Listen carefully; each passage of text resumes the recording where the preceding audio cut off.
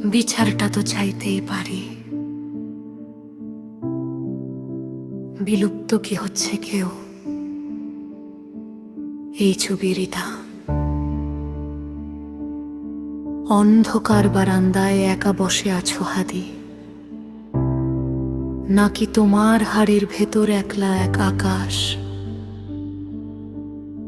নীল থেকে খয়েরি হয়ে যাওয়া কোনো পুরনো মানচিত্র?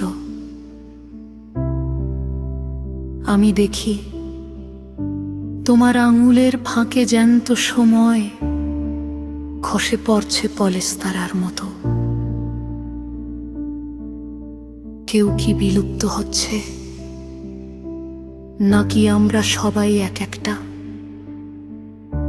অসমাপ্ত প্রত্নতাত্ত্বিক খনন? তোমার চোখের কোণে যে মেঘ জমে আছে, তার নাম কি রাগ, নাকি ওটা সেই সুপ্রাচীন ক্রোধ যা কোনোদিন চিৎকার করতে শেখেনি?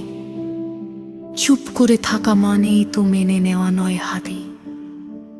মাঝরাতে যখন ট্রেনের বাঁশি বুকের ওপর দিয়ে চলে যায়, তখন কি তোমার মনে হয় একটা গোটা সভ্যতা ধুয়ে মুছে সাফ হয়ে যাচ্ছে আমাদের চোখের সামনে? আমরা তো সেই কবেই নিজেদের শরীর দিয়েছি মুদ্রাস্ফীতির হাটে। আমাদের প্রেমগুলো এখন প্লাস্টিকের মোড়কে বন্দী। তবু কেন তোমার শিরদাঁড়া এমন সোজা? কেন তোমার বিষণ্ণতাটুকু কেউ চোরা দামে কিনে নিতে পারে না? শোনো ওসমান হাদি, বিলুপ্ত হতে হতেও যারা অবশিষ্ট থাকে তারাই তো দ্রোহ। তোমার ওই ধুলো মাখা চশমা, তোমার ওই ছেঁড়া ডায়েরি, ওরাই তো সাক্ষ্য দিচ্ছে শেষমেশ কেউ হারেনি। হারেনি বলেই আজ এত ক্ষোভ, এত কান্না, এত রক্তিম অভিমান।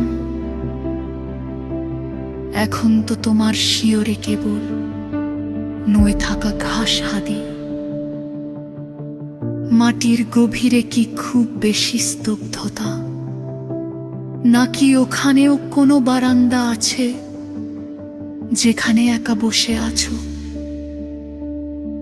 যেখান থেকে দেখা যায় আমাদের এই পচে যাওয়া নগরের আলো? বিলুপ্ত কি হচ্ছে কেউ, নাকি তুমি আসলে রয়ে গেলে আর আমরা যারা বেঁচে আছি প্রতিদিন একটু একটু করে বিলুপ্ত হয়ে যাচ্ছে অপমানে?